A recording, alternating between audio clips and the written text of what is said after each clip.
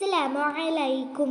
Today I am going to recite Surah Yunus ayah number 71 with its meaning. أعوذ بالله من الشيطان الرجيم.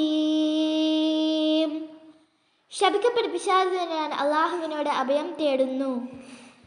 ബിസ്മില്ലാഹിർ റഹ്മാനിർ റഹീം. പരമകാരുണികനും കരുണാനിധിയുമായ അല്ലാഹുവിൻ്റെ നാമത്തിൽ.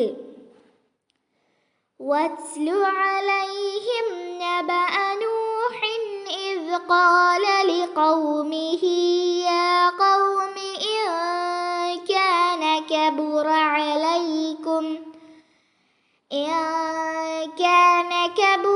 അലൈക്കും മഖാമി വതദ്കീരി ബിആയാതില്ലാഹി ഫഅലല്ലാഹി തവക്കൽതു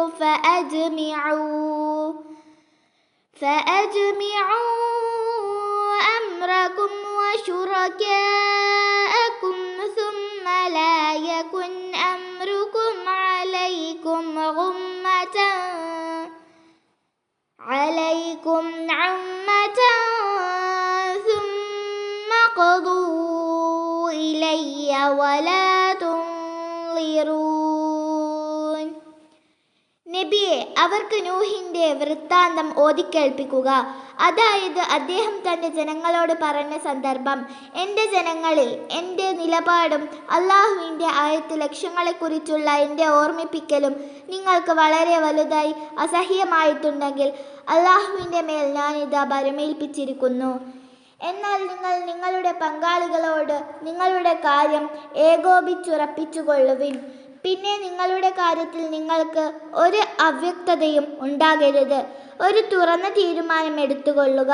പിന്നീട് എൻ്റെ നേരെ നിങ്ങൾ അത് നിർവഹിച്ചു കൊള്ളുക. എനിക്കു നിങ്ങൾ താമസം നൽകുകയും വേണ്ട.